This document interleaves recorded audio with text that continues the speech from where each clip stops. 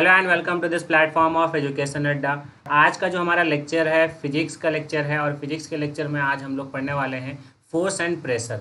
ठीक है बच्चे, कौन सा चैप्टर पढ़ने वाले हैं? फिजिक्स का जो हमारा फर्स्ट चैप्टर है जो फोर्स और प्रेशर है, बहुत इंपॉर्टेंट रोल है इसका एग्जामिनेशन में। तो आइए इस चैप्टर को पढ़ते हैं और बहुत अच्छे से इस चैप्टर को हम लोग पढ़ेंगे। तो सबसे पहले बात है कि जो भी बच्चे हमारे साथ फर्स्ट टाइम जुड़ रहे हैं चैनल से, तो प्लीज़ चैनल को आप सभी सब्सक्राइब कर दीजिए, ठीक है। और वीडियो को लाइक ज़रूर कर दें और शेयर कर दें जितना हो सके। जो भी बच्चे हमारे क्लास 9th की तैयारी कर रहे हैं उन तक ये सारे लेक्चर्स पहुंचा दीजिए ताकि उनका भी कुछ हेल्प हो जाए। कमेंट करके आप लोग लेक्चर्स के बाद बताएंगे, कहीं पे भी कोई डाउट हो रहा है तो कमेंट सेक्शन में आप वो चीज़, कोई भी क्वेश्चन हो आपको तो वो कमेंट सेक्शन में आप हमसे पूछ सकते हैं। चलिए स्टार्ट करते हैं भाई।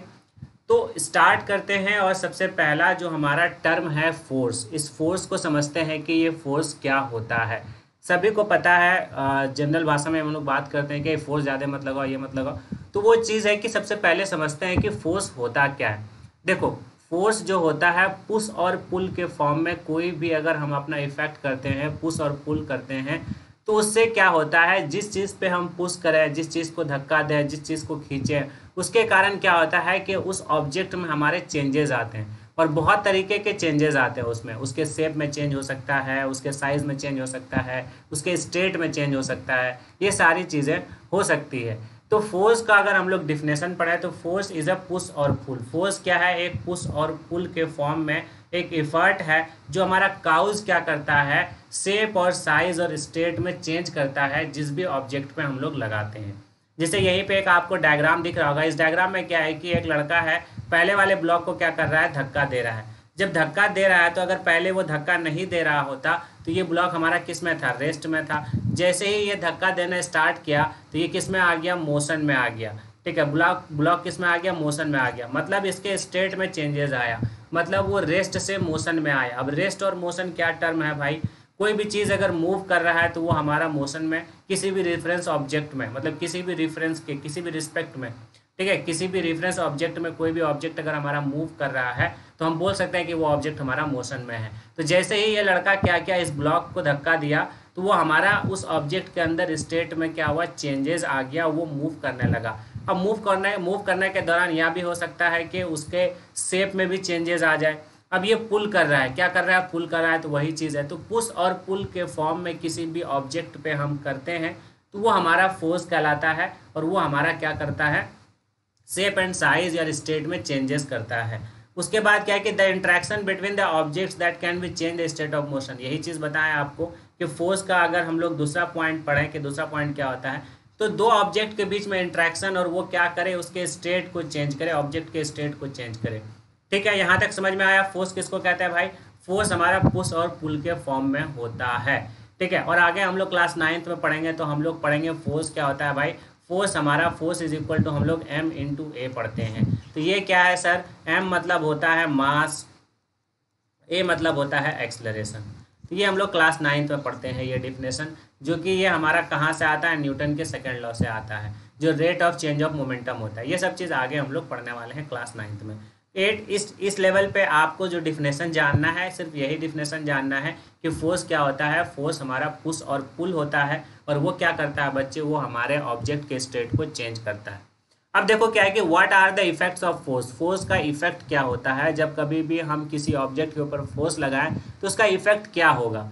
तो वही चीज़ लिखा हुआ है in physics, motion is defined as the change in position with respect to time.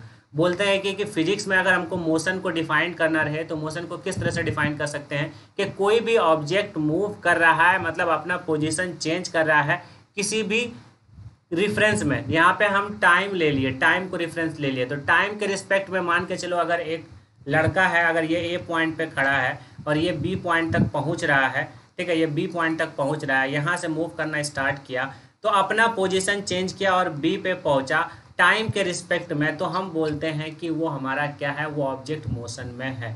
वही क्या है कि वही लड़का अगर एक ही जगह रुका रहे, मतलब एक ही जगह पे तो एक ही जगह रुका हुआ है और टाइम मेरा चलता जा रहा है, तो हम बोलेंगे कि वो ऑब्जेक्ट हमारा रेस्ट में है, मतलब कि टाइम के रिस्पेक्ट में वो बॉडी मूव नहीं कर रहा है। तो कोई भी ऑब्जेक्ट अगर टाइम के रिस्पेक्ट में बॉडी मूव ना करे तो वो हमारा रेस्ट कहलाता है, और कोई ऑब्जेक्ट अगर टाइम के रिस्पेक्ट में अपना पोजीशन चेंज करता है तो बच्चे उसको हम लोग बोलते हैं मोशन। ये चीज़ हो गया मोशन और रेस्ट हम बता दिए। अब बात ये है कि जब फोर्स अप्लाई करते हैं तो क्या होता है, वही चीज़ हम लोग इफेक्ट में पढ़ने वाले हैं। तो बोलते हैं in simple words motion refers to the movement of body. ठीक है, motion can be either described as change in speed और चेंज इन डायरेक्शन। अब मोशन क्या हो सकता है, जो कोई भी बॉडी अगर मूव कर रहा है तो उसके स्पीड में चेंजेस आ सकती है और उसके डायरेक्शन में चेंजेस आ सकती है। अब ये आने का कारण क्या है, ये आने का कारण फोर्स का इफेक्ट है। अगर मान के चलो एक बॉडी एक चल रहा है, मतलब ए से लेकर के जा रहा है, वो चलता जा रहा है, ठीक है, एक कांस्टेंट स्पीड से चल रहा है, अचानक से इसमें क्या करें, हम एक फोर्स अप्लाई कर दें ताकि इसके स्पीड में क्या आ जाए, वेरिएशन आ जाए, मतलब इंक्रीज कर जाए स्पीड। तो किसके एप्लीकेशन पे, फोर्स के अप्लाई करने पे ही हमारा स्पीड में वेरिएशन आया। अब वो हम लोग कैसे कर सकते हैं, वो हम लोग बाइक में अगर एक्सीलरेटर लगा रहता है तो उससे एक्सीलरेट कर लेते हैं तो उसके स्पीड में वेरिएशन आ जाता है, तो हम फोर्स ही अप्लाई करते हैं जनरली। वो डायरेक्शन को चेंज करना है तो बाई फोर्स लगा करके, अगर स्टीयरिंग व्हील हम चला रहे हैं, कार चला रहे हैं तो एक डायरेक्शन में जा रहे हैं, जब स्टीयरिंग व्हील पे हम डायरेक्शन फोर्स लगाते हैं तो उसका डायरेक्शन हम लोग चेंज कर सकते हैं। तो फोर्स लगाने के बाद ही हमारा डायरेक्शन चेंज हो रहा है। तो ये सब हमारा इफेक्ट है फोर्स का बच्चे। ठीक है, फोर्स का डिफिनेशन क्लियर हुआ, फोर्स का इफेक्ट क्लियर हुआ कि क्या इफेक्ट है। फोर्स का इफेक्ट ये है कि वो स्पीड को चेंज कर सकता है और डायरेक्शन को चेंज कर सकता है, मोशन और रेस्ट को में भी हमारे चेंजेस कर सकता है फोर्स। अब फोर्स हैज़ डिफरेंट इफेक्ट्स, है सम ऑफ देम, मतलब कि फोर्स का क्या बहुत सारे डिफरेंट इफेक्ट्स हैं। कुछ कुछ इफेक्ट्स को हम लोग यहाँ पे पढ़ने वाले हैं बच्चे। जैसे एग्जांपल के तौर पे यहाँ पे पहला अगर हम पॉइंट पढ़ें तो क्या लिखा हुआ है, force can make a body that is rest to move. यही जाहिर सी बात है कि अगर कोई बॉडी रेस्ट में है, अगर उस पर हम अप्लाई कर दें फोर्स तो क्या होगा, बॉडी मूव करने लगेगा, मतलब वो बॉडी मोशन में आ जाएगा। तो ये किसके कारण हुआ, फोर्स के अप्लाई के कारण हुआ, और ये फोर्स का हमारा इफेक्ट है। उसके बाद क्या है कि it can stop a moving body और स्लो डाउन। क्या कर सकता है फोर्स, अगर कोई बॉडी मूव कर रहा है, कोई तुम चल रहे हो तो अचानक से तुम पे अगर सामने से कोई फोर्स लगाएगा तो तुम स्टॉप हो जाओगे, या फिर तुम्हारा स्पीड क्या हो जाएगा, धीमा हो जाएगा, मतलब स्पीड में डिक्रीज हो जाएगा। और डायरेक्शन ऑफ मोशन में ही तुम्हारा फोर्स लग जाए तो स्पीड इंक्रीज कर जाएगा।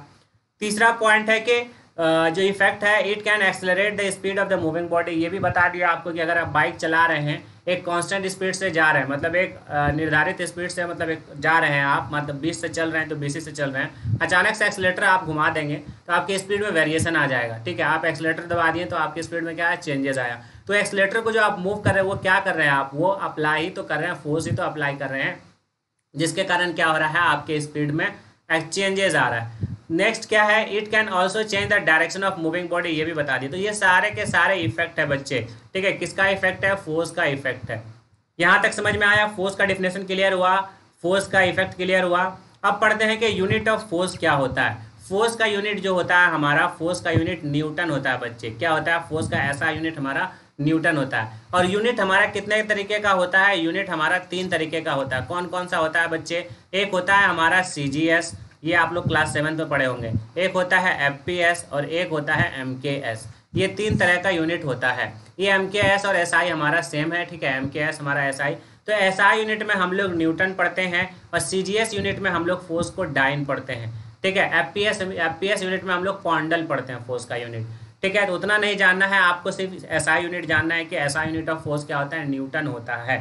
ठीक है, और CGS भी आप लोग जान लो, तो CGS में हम लोग क्या करते हैं, यूनिट डाइन पढ़ते हैं। ठीक है, CGS में कौन सा यूनिट पढ़ते हैं, डाइन पढ़ते हैं, और इसमें हम लोग MKS में भी हम लोग न्यूटन ही पढ़ते हैं। ठीक है बच्चे, MKS मतलब न्यूटन नहीं, अगर MKS में देखा जाए तो न्यूटन तो SI हो गया। MKS में अगर हम बात करें तो फोर्स इज इक्वल टू क्या पढ़ते हैं, MA पढ़ते हैं। ठीक है, मास हम kg लेते हैं, और ये हमारा एक्सेलरेशन क्या हो जाएगा, मीटर पर सेकंड स्क्वायर, ये हमारा MKS में हो जाता है। ठीक है, ये हमारा MKS में हो जाता है। और SI में हम लोग पढ़ लेते हैं बच्चे, SI में हम लोग पढ़ लेते हैं न्यूटन पढ़ लेते हैं। ठीक है, तो ये 3 तरह का यूनिट होता है फोर्स का। इसको उतना डीपली आपको नहीं पूछेगा, आपको सिंपल सा ये क्वेश्चन एक बार आ चुका है क्लास 9th में, यूनिट ऑफ फोर्स क्या होता है, ऐसा यूनिट ऑफ फोर्स क्या होता है, तो न्यूटन होता है। ये क्लास 9th एग्जाम में एक बार पूछ चुका है बच्चे। ठीक है, आइए आगे बढ़ते हैं। अब टाइप्स ऑफ फोर्स पढ़ते हैं कि टाइप्स ऑफ फोर्स कितने तरह का होता है। 2 तरह का हम लोग पढ़ेंगे, कॉन्टैक्ट फोर्स पढ़ेंगे और नॉन कॉन्टैक्ट फोर्स पढ़ेंगे। कॉन्टैक्ट फोर्स वो होता है कि अगर कोई भी ऑब्जेक्ट किसी बॉडी पे अप्लाई कर रहा है फोर्स, तो डायरेक्टली उसके कॉन्टैक्ट में आकर के अप्लाई करेगा, तो ये हमारा कॉन्टैक्ट फोर्स कहलाएगा। अब यहीं पे देखो, ये वाला एग्जाम्पल जो आपको दिख रहा होगा, ये लड़का क्या कर रहा है, ये लड़का एक सब बॉडी एक दूसरे के कॉन्टैक्ट में है। ठीक है, सब बॉडी ये इसके कांटेक्ट में, ये इसको धक्का दे रहा है तो फिर ये इसको धक्का दे रहा है तो फिर ये कंटिन्यू मूव कर रहा है। तो सारा का सारा ऑब्जेक्ट डायरेक्टली कांटेक्ट में होगा, मतलब एक टच में होगा, तब फोर्स अप्लाई करेगा। तो ऐसे फोर्स को हम लोग बोलते हैं कांटेक्ट फोर्स। तो वही चीज लिखा हुआ है बच्चे, क्या लिखा हुआ है, forces that can act on a body either directly और through a medium is called contact force. मतलब डायरेक्टली आप किसी बॉडी के कॉन्टैक्ट में जा करके पुश करें या पुल करें तो वो हमारा वैसा फोर्स क्या कहलाएगा, वैसा फोर्स हमारा कॉन्टैक्ट फोर्स कहलाएगा। उसके बाद एग्जाम्पल में अगर कॉन्टैक्ट फोर्स का देखें तो कौन कौन सा एग्जाम्पल हमारा हो सकता है, मस्कुलर फोर्स, ठीक है, पूरा मसल्स का पावर लगा करके किसी डायरेक्ट कॉन्टैक्ट में जा करके मस्कुलर फोर्स हो जाएगा, मैकेनिकल फोर्स हो जाएगा, फ्रिक्शनल फोर्स हो जाएगा। फ्रिक्शनल फोर्स क्या होता है, क्योंकि अगर एक बॉडी मूव कर रहा है इधर, बॉडी का मोशन हमारा इधर है, तो इसके अपोजिट डायरेक्शन में इसके सरफेस पे क्या लगता है, एक फोर्स लगता है, रेसिस्टिंग फोर्स लगता है, उसी फोर्स को हम लोग बोलते हैं फ्रिक्शनल फोर्स। मतलब मोशन के डायरेक्शन में अगर कोई एक अपोजिट फोर्स लग रहा है जिसके सरफेस पे, जैसे ये मूव कर रहा है इधर और ये हमारा ये सरफेस है, इस पे मूव कर रहा है, तो ये वाला सरफेस जो है इसको रेसिस्ट कर रहा है, इसको मतलब आगे की तरफ मतलब रेसिस्ट कर रहा है, अपोज कर रहा है। और कहाँ पे अपोज कर रहा है, दोनों के सरफेस पे अपोज कर रहा है, दोनों के एक सरफेस कांटेक्ट पे अपोज कर रहा है, एक बॉडी दूसरे बॉडी के कांटेक्ट में आ रहा है, तभी वो हमारा क्या हो रहा है, वहाँ पे फ्रिक्शनल फोर्स लग रहा है बच्चे। अब आ जाते हैं किस पे, non contact force. Non contact force किसको कहते हैं, नॉन कॉन्टैक्ट फोर्स जो होता है बच्चे, मतलब कि डायरेक्टली कॉन्टैक्ट में नहीं आकर के एक बॉडी दूसरे बॉडी के ऊपर फोर्स लगाता है। जैसे मैग्नेट देखते हो, मैग्नेट में हम टच नहीं करते हैं, कुछ गैप ही रहता है और वो हमारे किसी भी ऑब्जेक्ट को या तो अट्रैक्ट कर लेता है या तो रिपेल कर लेता है। मतलब एक मैग्नेटिक फील्ड होता है, वो मतलब बिना कांटेक्ट में आए हुए जो फोर्स लगता है, मतलब वैसे फोर्स को हम लोग बोलते हैं नॉन कॉन्टैक्ट फोर्स बोलते हैं। ठीक है, मतलब एक स्पेसिफिक डिस्टेंस से ही हमारा एक फोर्स लगना स्टार्ट हो जाता है, वैसे फोर्स को हम लोग बोलते हैं नॉन कॉन्टैक्ट। नॉन वर्ड से ही मतलब पता चल रहा है कि हम कॉन्टैक्ट में नहीं गए और तब पर भी हम पे फोर्स लग जाए, तो वैसे फोर्स को हम लोग बोलते हैं नॉन कॉन्टैक्ट फोर्स। डिफिनेशन की बात करें तो क्या हो जाएगा, forces that act through the space without making direct contact with a body are called non contact. Magnetic force हमारा एक एग्जाम्पल होता है, ठीक है, मैग्नेटिक फोर्स हमारा क्या होता है, एक एग्जाम्पल होता है नॉन कॉन्टैक्ट फोर्स का। इसमें कौन सा फोर्स लग रहा है, मैग्नेटिक फोर्स लग रहा है। देख रहे हो ये मैग्नेट है और ये एक आयरन क्लिप है, तो वो हमारे कांटेक्ट में, मैग्नेट के कांटेक्ट में जा रहा है, फुल्ली टच नहीं हुआ तब पर भी उसको अट्रैक्ट कर ले रहा है दूर से ही, तो ऐसे फोर्सेस को हम लोग बोलते हैं नॉन कांटेक्ट फोर्स। तो हमें नहीं लगता है कि आपको टाइप्स ऑफ फोर्सेस में कोई दिक्कत हुआ होगा। कांटेक्ट फोर्स मतलब डायरेक्टली कांटेक्ट में आकर के किसी बॉडी के ऊपर फोर्स लगे, नॉन कांटेक्ट फोर्स बिना डायरेक्टली कांटेक्ट में आए बॉडी के ऊपर फोर्स लगे। एग्जाम्पल की बात करें कांटेक्ट फोर्स का तो मस्कुलर फोर्स होता है, मैकेनिकल फोर्स होता है और फ्रिक्शनल फोर्स होता है। नॉन कांटेक्ट में फोर्स करें तो आपका कौन सा आएगा, मैग्नेटिक फोर्स आ जाएगा, इलेक्ट्रोस्टैटिक फोर्स आ जाएगा। देखो जैसे एग्जांपल में देखते हैं यहाँ पे नॉन कांटेक्ट फोर्स का कौन कौन सा एग्जांपल है बच्चे। पहला है हमारा ग्रेविटेशनल फोर्स। अब ग्रेविटेशनल फोर्स क्या होता है कि दुनिया में जितना भी ऑब्जेक्ट है सब हमारा क्या होता है, अर्थ के एक दूसरे ऑब्जेक्ट एक दूसरे के ऊपर फोर्स लगा रहता है और सब एक दूसरे को फोर्स लगाता है, एक दूसरे को अट्रैक्ट करता है। तो ये चीज़ है कि अट्रैक्ट नहीं करता है, एक दूसरे के ऊपर फोर्स लगाता है। तो अब जैसे ग्रेविटेशनल फोर्स, अर्थ किसी ऑब्जेक्ट को अपने सेंटर की ओर खींचता है, जिस फोर्स से खींचता है उसी फोर्स को हम लोग ग्रेविटेशनल फोर्स कहते हैं। ठीक है, हम लोग हिंदी में उसको गुरुत्वाबल आकर्षण कहते हैं। ठीक है, तो ग्रेविटेशनल फोर्स जो हम लोग G बराबर एक्सेलरेशन ड्यू टू ग्रेविटी, हम लोग पढ़ेंगे अच्छे से क्लास 9th में वो चीज़। लेकिन आपको यही जानना है कि अर्थ जैसे कोई भी सामान ऊपर जब तुम उछालते हो तो वो क्या आता है, नीचे आता है। तो क्या ये अर्थ के कांटेक्ट मतलब क्या दोनों कांटेक्ट में आने के बाद उसको खींचता है, क्या नहीं, एक डिस्टेंस से ही उस ऑब्जेक्ट को अर्थ अपने तरफ खींचता है। तो इसके बीच में तो गैप है, टच तो हुआ नहीं है, तो ऐसे फोर्स को ही हम लोग बोलते हैं ग्रेविटेशनल फोर्स। और ये किसका एग्जाम्पल है, ये हमारा नॉन कॉन्टैक्ट फोर्स का एग्जाम्पल है। दूसरा है इलेक्ट्रोस्टैटिक फोर्स। इलेक्ट्रोस्टैटिक फोर्स मतलब क्या, दो चार्ज के बीच में। अब सभी को ये जानता है कि चार्ज क्या होता है, जैसे एक प्लस चार्ज होता है एक माइनस चार्ज होता है, तो दोनों के बीच में क्या होता है, एक अट्रैक्शन होता है। मतलब दोनों अनलाइक चार्जेस है तो क्या होता है, अट्रैक्शन होता है। क्या दोनों सटता है तो आपस में पहले से सटने के बाद फोर्स लगाता है, क्या नहीं, एक डिस्टेंस से ही फोर्स लगाता है। तो ऐसे फोर्सेस को ही हम लोग बोलते हैं कौन सा फोर्स, इलेक्ट्रोस्टैटिक फोर्स। कौन सा फोर्स बच्चे बोलते हैं, इलेक्ट्रोस्टैटिक फोर्स। इलेक्ट्रोस्टैटिक फोर्स किस फोर्स को, जो दो चार्जेस के बीच में लगता है, या तो वो प्लस प्लस हो तो एक दूसरे को क्या करेगा, रिपेल करेगा। ठीक है, प्लस प्लस हो तो एक दूसरे को क्या करेगा, रिपेल करेगा। इसको इधर धक्का देगा, इसको इधर धक्का देगा। ठीक है, प्लस माइनस रहेगा तो अट्रैक्ट करेगा। ठीक उसी तरह से नॉर्थ साउथ जो रहता है हमारा, नॉर्थ साउथ अट्रैक्ट करता है, नॉर्थ रिपेल करता है, साउथ साउथ रिपेल करता है। तो इस टाइप के फोर्स को हम लोग बोलते हैं इलेक्ट्रोस्टैटिक्स, और इस वाले फोर्स को हम लोग बोलते हैं मैग्नेटिक फोर्स मैग्नेट में। ठीक है, ये चीज क्लियर हो गया। ये हमारा नॉन कांटेक्ट फोर्स का एग्जांपल है बच्चे, ये हमारा पूछ लेता है कभी कभार कि ग्रेविटेशनल फोर्स किसका एग्जांपल है, कांटेक्ट का कि नॉन कांटेक्ट का। इलेक्ट्रोस्टैटिक फोर्स किसका एग्जांपल है, कांटेक्ट का कि नॉन कांटेक्ट का। तो ये सब पूछा हुआ क्वेश्चन है, इसी टाइप का क्वेश्चन बनता है। ठीक है, आगे बढ़ते हैं। आगे है फ्रिक्शनल फोर्स, ये बता चुके हैं, सबका एक डिफिनेशन अब हम लोग देख लेते हैं कि फ्रिक्शनल फोर्स क्या होता है। कि बता चुके हैं एक सरफेस पे फोर्स लगता है बच्चे, जिस बॉडी का मोशन अगर इधर हो रहा हो, अगर बॉडी मेरा मोशन इधर मूव कर रहा हो, मोशन बॉडी मेरा बॉडी का मोशन इधर हो रहा हो, तो फ्रिक्शनल फोर्स जो लगता है, ठीक है, एफ एस जो लगता है ये इधर लगता है। ठीक है, फ्रिक्शनल फोर्स इधर लगता है। फ्रिक्शनल फोर्स किधर लगता है, इधर लगता है। मान के चलो ये एक बॉडी है, ये रोल कर रही है, ये एक सरफेस है। ठीक है, ये एक सरफेस है, ये क्या है, एक सरफेस है, इस पे बॉडी रोल कर रही है। तो इधर जो बॉडी का मोशन हमारा इधर है, बॉडी का मोशन इधर है। ठीक है, तो फ्रिक्शनल फोर्स जो लगेगा इसके अपोजिट में लगेगा। ठीक है, फ्रिक्शनल फोर्स क्या लगेगा, इसके अपोजिट में लगेगा बच्चे। ठीक है, फ्रिक्शनल फोर्स अगर कोई पूछे कि फ्रिक्शनल फोर्स लगता कहाँ है, तो सरफेस पे लगता है। बॉडी के कांटेक्ट जहाँ पे होती है, सरफेस पे होती है, वहीं पे फ्रिक्शनल फोर्स लगता है। ऊपर नहीं लगता है फ्रिक्शनल फोर्स, यहाँ फ्रिक्शनल फोर्स नहीं लगता है, सरफेस पे लगता है। तो वही चीज़ है।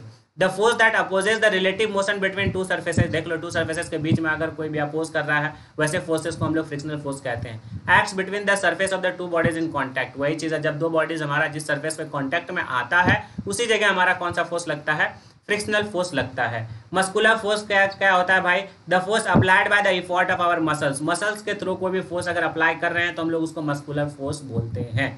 जैसे pulling of bucket, water paddling, cycling, muscles अपना मसल्स पावर लेकर के अगर कोई भी चीज़ को हम पुश कर रहे हैं या पुल कर रहे हैं या फोर्स लगा रहे हैं, तो ऐसे फोर्स को हम लोग मस्कुलर फोर्स कहते हैं। ग्रेविटेशनल फोर्स क्या होता है कि the attractive force of the body experience toward the centre of the earth, वही चीज़ बताया आपको कि किसी भी ऑब्जेक्ट को अगर अर्थ के सेंटर की तरफ खींचा जाता है, तो वैसे ही फोर्सेस को हम लोग ग्रेविटेशनल फोर्स कहते हैं, और उसी को हम लोग बोलते हैं force of gravity due to earth. Properties of the universe, every object attract और exert a force on the other object. क्या है, ये प्रॉपर्टीज है। यूनिवर्स में जितना भी ऑब्जेक्ट है, चाहे ये पेन है या मेरा हैंड है, ये भी एक दूसरे के ऊपर फोर्स लगा रहा है। ये सामने लैपटॉप है, ये भी हम पे फोर्स लगा रहा है, हम भी लैपटॉप पे फोर्स लगा रहे हैं। तो यूनिवर्स में जितना भी हमारा क्या है ऑब्जेक्ट है, सब एक दूसरे के ऊपर फोर्स लगाता है, या तो वो हमारा अट्रैक्टिव हो या तो रिपल्सिव हो, मतलब एक दूसरे के ऊपर रिपेल करे या अट्रैक्ट करे, ये चीज़ होता है बच्चे।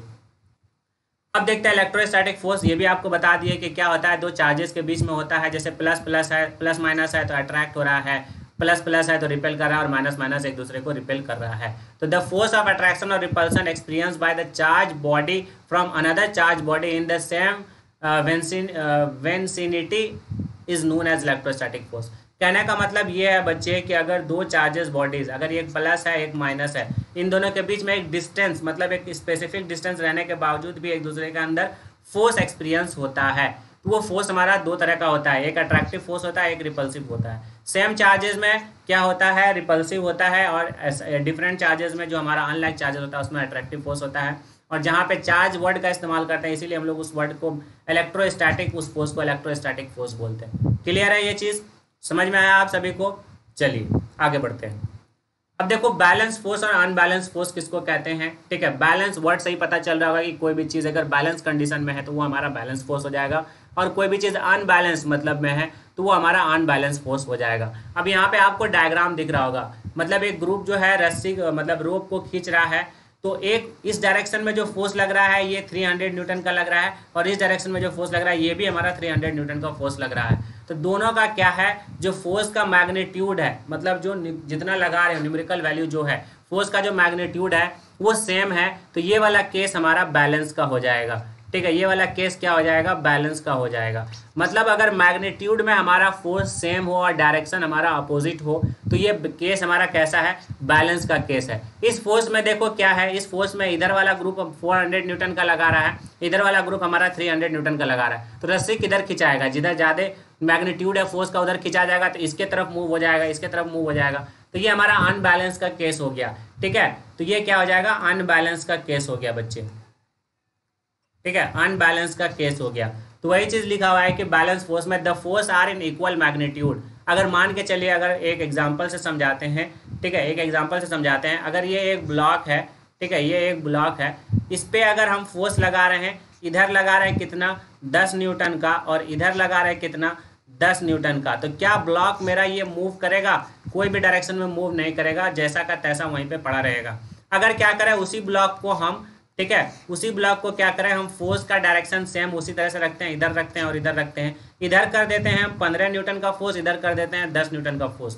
तो ब्लॉक जो है मेरा, ब्लॉक हमारा इधर मूव करना स्टार्ट हो जाएगा, क्योंकि इधर हमारा क्या हुआ, फोर्स का मैग्नीट्यूड बढ़ गया इसके कंपेरिजन में, मतलब 15 Newton is greater than 10 Newton. और यहाँ पे क्या था, यहाँ पे 10 न्यूटन जो था वो 10 के बराबर था। तो मतलब ये बैलेंस का केस था, फर्स्ट वाला बैलेंस का केस था, सेकंड वाला अनबैलेंस का केस था। तो the force are in unequal magnitude, that is called unbalance force. उसके बाद लिखा हुआ है it does not cause any change in state of motion of the object. अगर हमारा बैलेंस फोर्स रहता है तो वो हमारे किसी भी ऑब्जेक्ट में वो चेंजेस नहीं कर सकता, मतलब जिस अवस्था में है उसी अवस्था में वो चीज रहेगा, बॉडी हमारा मूव नहीं करेगा। किस कंडीशन में, बैलेंस के कंडीशन में। अनबैलेंस के कंडीशन में क्या हो जाएगा, अनबैलेंस है तो जिस तरफ ज्यादा फोर्स का मैग्नीट्यूड है उसके तरफ बॉडी शिफ्ट कर जाएगी, उसके तरफ बॉडी मूव कर जाएगी। तो ये होता है हमारा बैलेंस फोर्स और अनबैलेंस फोर्स। बच्चे ये चीज क्लियर है आप सभी को? चलिए आगे बढ़ते हैं।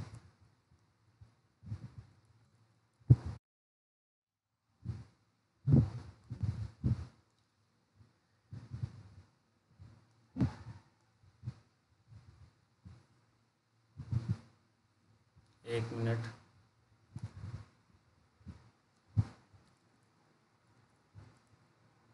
तो फोर्स का पार्ट हम लोग पढ़ लिए बच्चे, ठीक है।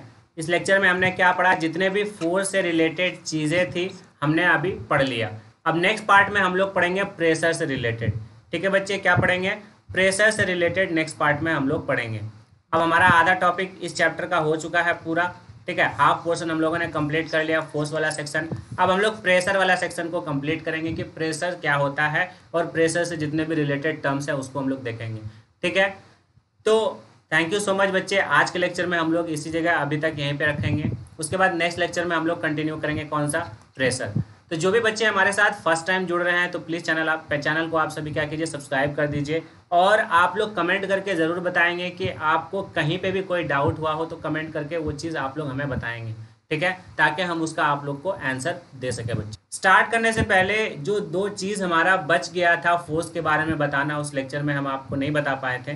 तो फोर्स का जो होता है, force has both magnitude and direction. सबसे पहले चीज़ आप लोग को बता देते हैं कि मैग्नीट्यूड किसको कहते हैं, ठीक है बच्चे। क्या बता देते हैं कि मैग्नीट्यूड किसको कहते हैं, और डायरेक्शन ये तो आप लोग को पता ही होगा, ठीक है। मैग्नीट्यूड मतलब होता है न्यूमेरिकल वैल्यू, ये न्यूमेरिकल वैल्यू का ही दूसरा नाम है मैग्नीट्यूड, ठीक है। न्यूमेरिकल वैल्यू को ही हम लोग क्या कहते हैं, मैग्नीट्यूड कहते हैं। बाकी डायरेक्शन जैसे हमारा क्या होता है, ईस्ट होता है, वेस्ट होता है, नॉर्थ होता है, साउथ होता है, ये हमारे डायरेक्शन हो जाते हैं। तो कहीं पे अगर लिखा हुआ है force is equal to 20 newton, तो ठीक है, ये 20 हमारा क्या है, ये 20 हमारा मैग्नीट्यूड है। क्या है बच्चे, 20 हमारा क्या है, मैग्नीट्यूड है, ठीक है, 20 न्यूटन। और अगर कहीं पे साउथ ऐड कर दिया है इसमें तो ये साउथ क्या है, डायरेक्शन है, ठीक है। क्या है, ये हमारा डायरेक्शन है। तो फोर्स में ये दोनों चीज़ हमारा होता है, फोर्स में ये दोनों चीज़ होता है, मैग्नीट्यूड और डायरेक्शन दोनों चीज़ होता है। इसी वजह से फोर्स को हम लोग वेक्टर क्वांटिटी बोलते हैं। अब दुनिया में जैसे हम लोग फिजिक्स में दो क्वांटिटी को पढ़ते हैं, एक पढ़ते हैं स्केलर क्वांटिटीज बच्चे, ठीक है, एक पढ़ते हैं वेक्टर क्वांटिटीज। इतना क्वेश्चन टफ आपको नहीं आएगा स्केलर और वेक्टर से, बट ये चीज़ बता देते हैं। स्केलर में क्या होता है, ओनली न्यूमेरिकल वैल्यू रहता है, जो न्यूमेरिकल वैल्यू आपको बताए थे ना, ओनली क्या रहता है स्केलर में, ओनली हमारा मैग्नीट्यूड रहता है। स्केलर में क्या रहता है, ओनली हमारा मैग्नीट्यूड रहता है।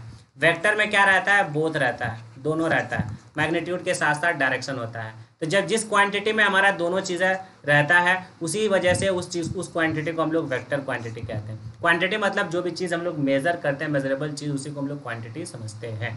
चलिए यहाँ तक क्लियर हुआ। तो वो फोर्स को अगर कोई पूछ ले कि फोर्स कैसा क्वांटिटी है, तो वेक्टर क्वांटिटी है। किस वजह से है, क्योंकि दोनों इसमें चीज़ होता है, मैग्नीट्यूड और डायरेक्शन दोनों होता है। चलिए स्टार्ट करते हैं। अब हम लोग प्रेशर को स्टार्ट करेंगे, थ्रस्ट और प्रेशर। प्रेशर किसको कहते हैं बच्चे, ठीक है।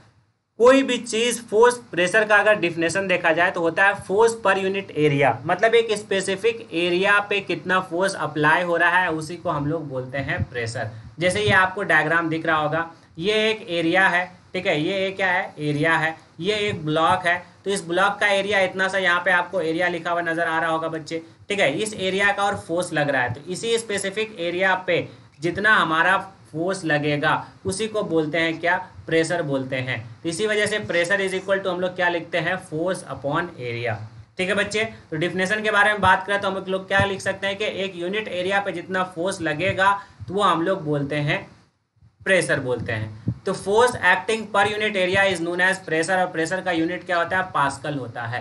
ठीक है, पास्कल होता है। प्रेशर का यूनिट क्या होता है, पास्कल होता है। अब साइंटिस्ट के नाम पे ये चीज़ रखा हुआ है, ये चीज़ समझ में आया।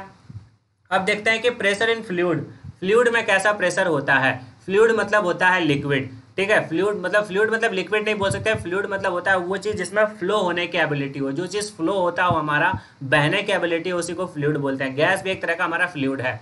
तो अगर प्रेशर इन फ्लूइड के बारे में बात करें तो एक एग्जांपल में ले लिया कि फ्लूइड में हम लोग लिक्विड ले लिया, हम लोग लिक्विड प्रेशर पढ़ते हैं। जैसे गैस और लिक्विड दो चीज़ हम लोग फ्लूइड में पढ़ते हैं, गैसेस पढ़ते हैं और लिक्विड पढ़ते हैं। अब इस एग्जांपल में आपको क्या लग रहा होगा, इस कंटेनर में आपका वाटर रखा हुआ है, और इस वाटर से क्या हो रहा है कि ये वाटर जो है ये पूरे ग्लास के पूरे सरफेस एरिया पे प्रेशर लगा रहा है। ठीक है, अब सबसे ज्यादा प्रेशर कहाँ पे होगा, सबसे ज्यादा प्रेशर अगर उसी ग्लास में, उसी कंटेनर में छेद कर दिया जाए तो 3 छेद कर दिया गया है। तो वाटर जेट का जो प्रेशर है, जो वाटर जेट का प्रेशर है, जो वाटर का प्रेशर है, इस ऊपर वाले पे, टॉप वाले पे सबसे कम है, उसके बाद इस पे है, उसके बाद इस पे है। क्यों है भाई, क्योंकि ज्यादा प्रेशर यहाँ पे देख रहे हो, प्रेशर इंक्रीजेज इन डेप्थ। जैसे जैसे डेप्थ में आ रहा है तो प्रेशर इंक्रीज कर रहा है, क्योंकि उसके ऊपर क्या बढ़ते जा रहा है भाई, वेट बढ़ते जा रहा है उसका, जो हमारा ग्रेविटी के कारण वो चीज़ अट्रैक्ट हो रही है, ग्रेविटी टुवर्ड्स सेंटर, तो सभी मॉलिक्यूल्स को नीचे की तरफ आ रहा है। इससे ज़्यादा, सबसे ज़्यादा प्रेशर यहाँ पे हो रहा है। तो स्ट्रॉन्गेस्ट जेट यहाँ, स्ट्रॉन्गेस्ट जो हमारा जेट है वाटर का यहाँ पे होगा, उसके बाद यहाँ, उसके बाद यहाँ। ठीक है, ये एक वाटर है। तो इस तरह से प्रेशर हमारा क्या होता है, जनरेट होता है किसमें, फ्लूइड में, या बात करें तो लिक्विड में। फ्लूइड में हमारा गैसेस में भी इसी तरह से होता है। ठीक है, तो वही चीज लिखा हुआ है कि फ्लूइड प्रेशर क्या होता है बच्चे, कि the pressure exert by a fluid. Fluid में मतलब वो तो गैस हो सकता है या लिक्विड, दोनों हमारा हो सकता है। इन अ कंटेनर इज ट्रांसमिटेड, मतलब in all direction of the container. कहने का मतलब ये है कि सभी डायरेक्शन पे, ये वाटर है तो यहाँ इसके इस सरफेस पे भी फोर्स लगा रहा है, मतलब इस सरफेस पे भी प्रेशर लगा रहा है, इस सरफेस पे भी प्रेशर लगा रहा है, नीचे तो लगा ही रहा है, नीचे तो लगा ही रहा है, इधर भी लगा रहा है, इधर भी लगा रहा है, इधर भी लगा रहा है, इधर भी लगा रहा है, और ऊपर भी लगा रहा है। ठीक है, सभी डायरेक्शन में ये हमारा प्रेशर लग रहा है बच्चे। ठीक, इसी को बोलते हैं हम लोग प्रेशर।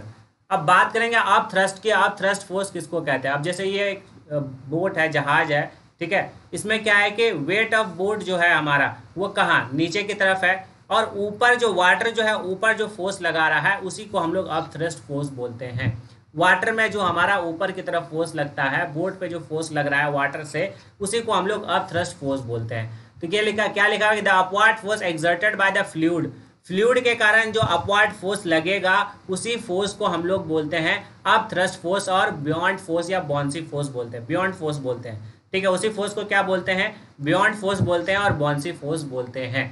किसको, जो हमारा अपवर्ड फोर्स लग रहा था। यहाँ पे इस कंटेनर में भी जो ये अपवर्ड फोर्स है, इसी अपवर्ड फोर्स को हम लोग अब थ्रस्ट फोर्स बोलेंगे। क्या बोलेंगे बच्चे, अब थ्रस्ट फोर्स बोलेंगे। जैसे इस वाटर में हमारा वेट का जो, बोट का जो वेट है वो नीचे की तरफ प्रेशर लगा रहा है, और वाटर भी उसके ऊपर प्रेशर लगा रहा है। बैलेंस कंडीशन में है, इस वजह से बोट तैर रहा है। अनबैलेंस में होता है तो हमारा क्या होता। अब फ्लोटिंग का कंडीशन हम लोग चैप्टर पढ़ते हैं, जो हम लोग क्लास 9th में पढ़ेंगे, वहाँ पे प्रेशर, तो वहाँ पे ये फ्लोटिंग का क्या क्या कंडीशन है, ये चीज़ हम लोग डिस्कस करेंगे। यहाँ पे आपको सिंपल सा अप थ्रस्ट फोर्स समझना है कि अप थ्रस्ट फोर्स किसको कहते हैं। तो जो अपवर्ड फोर्स होता है फ्लूइड में, मतलब फ्लूइड में, चाहे वो लिक्विड में, चाहे वो गैसेस में, अपवर्ड वाला फोर्स होता है, उसी अपवर्ड फोर्स को हम लोग अप थ्रस्ट फोर्स कहते हैं और बियॉन्ड फोर्स कहते हैं। क्लियर है ये चीज़, ठीक है, आइए आगे बढ़ते हैं। ठीक है, ये अपवर्ड फोर्स है, तो ये प्रेशर से रिलेटेड था। ठीक है, प्रेशर से रिलेटेड था ये चीज़। इसमें 3 चीज़ और है। हमारा एटमॉस्फेरिक प्रेशर है। ठीक है बच्चे, एटमॉस्फेरिक प्रेशर है, वो चीज़ हम लोग पढ़ेंगे। ठीक है, आगे हम लोग पढ़ेंगे एटमॉस्फेरिक प्रेशर किसको कहते हैं, वो चीज़ हम लोग पढ़ेंगे। इसमें फ्लूइड इन प्रेशर है, एटमॉस्फेयर अब थ्रस्ट फोर्स है, एटमॉस्फेरिक प्रेशर इसमें नहीं है। तो इस लेक्चर में हम लोग यहीं तक रखते हैं, उसके बाद हम लोग बचे हुए पार्ट्स जितने हैं वो चीज़ हम लोग पढ़ लेंगे बच्चे। ठीक है, इससे प्रेशर से रिलेटेड एक टॉपिक छूट गया, एटमॉस्फेरिक प्रेशर, वो हम लोग देख लेंगे। ठीक, तो बच्चे आप सभी क्या करेंगे, जो भी बच्चे इस चैनल से फर्स्ट टाइम जुड़ रहे हैं तो प्लीज़ चैनल को सब्सक्राइब कर दीजिए। ठीक है, वीडियोस को लाइक और शेयर कर दीजिए, और कहीं पे भी अगर कोई डाउट है तो कमेंट करके बताएंगे। ठीक है, थैंक यू सो मच।